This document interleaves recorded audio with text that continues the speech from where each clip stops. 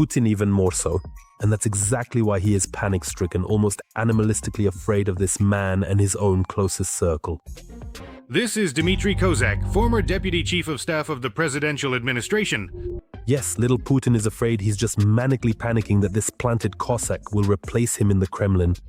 Inside the Kremlin, serious discussions have started about what to do after Putin. It was Dmitry Kozak, or Cossack they call him by different names, but I still prefer to say Cossack. Many are wooing Putin's successors.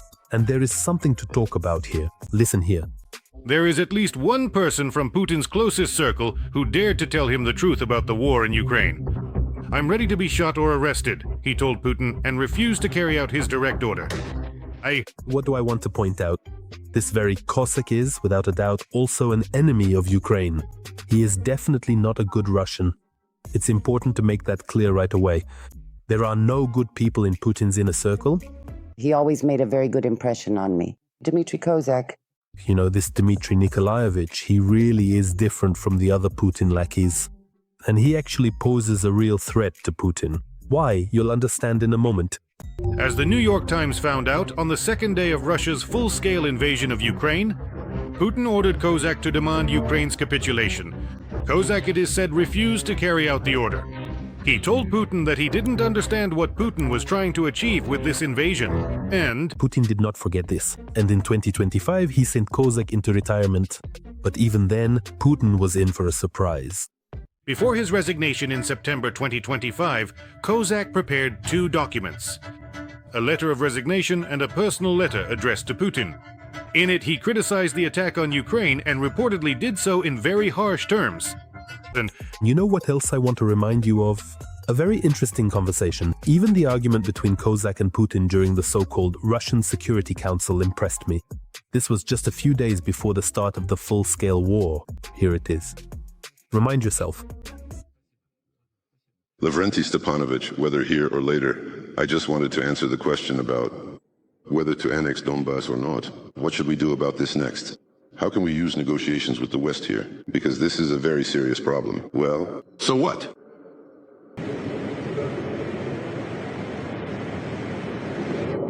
For the time being, let's focus solely on your official statement. And then I will give it some thought, and Still, why is everyone in Putin's inner circle afraid of him, but Kozak finds the strength to speak out against him, against the war? We all understand that it's not about loving Ukraine, that's for sure. It's about some very interesting facts from this Kremlin comrade's biography. the turning point came in 1994, when Dmitry Kozak joined Anatoly Sobchak's team, becoming the head of the legal committee of the St. Petersburg mayor's office.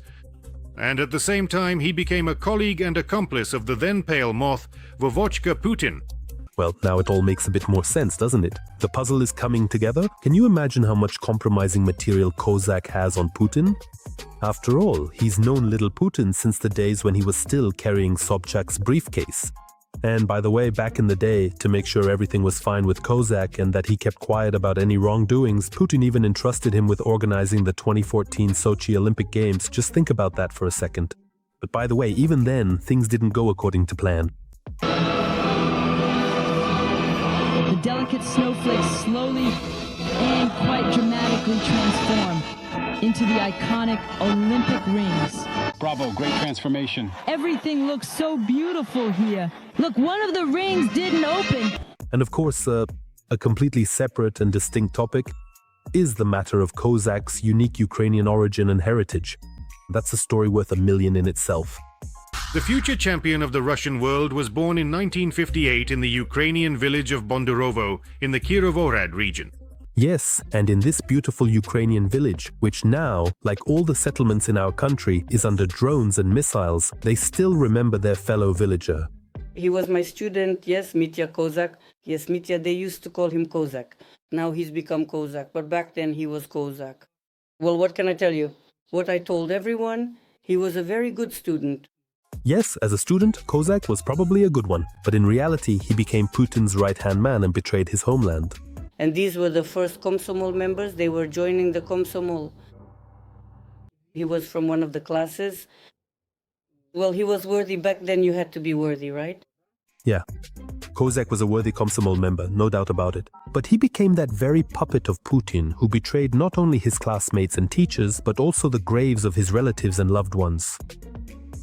Those relatives and loved ones are buried in Ukraine. That was his biological aunt.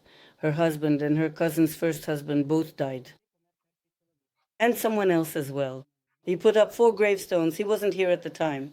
And you know, a picture is really starting to emerge, a portrait of this person. For Kozak, 100%, his historical homeland of Ukraine is not the most important thing.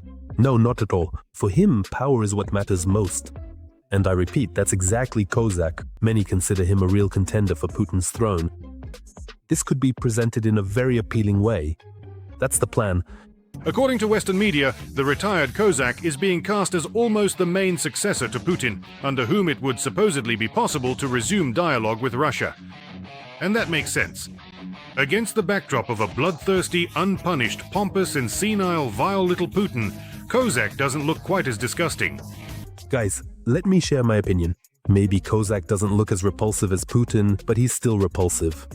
Don't be fooled. Anyone who has tasted from the bowl of imperialism will forever carry the stench of the Russian spirit. Dmitry Nikolaevich is just as much a chauvinist as Puelo. It was Kozak who implemented dozens of successful projects for the Putin regime. Brick by brick, he was building up the empire and paving the way for the Moscow Tsar to start the war.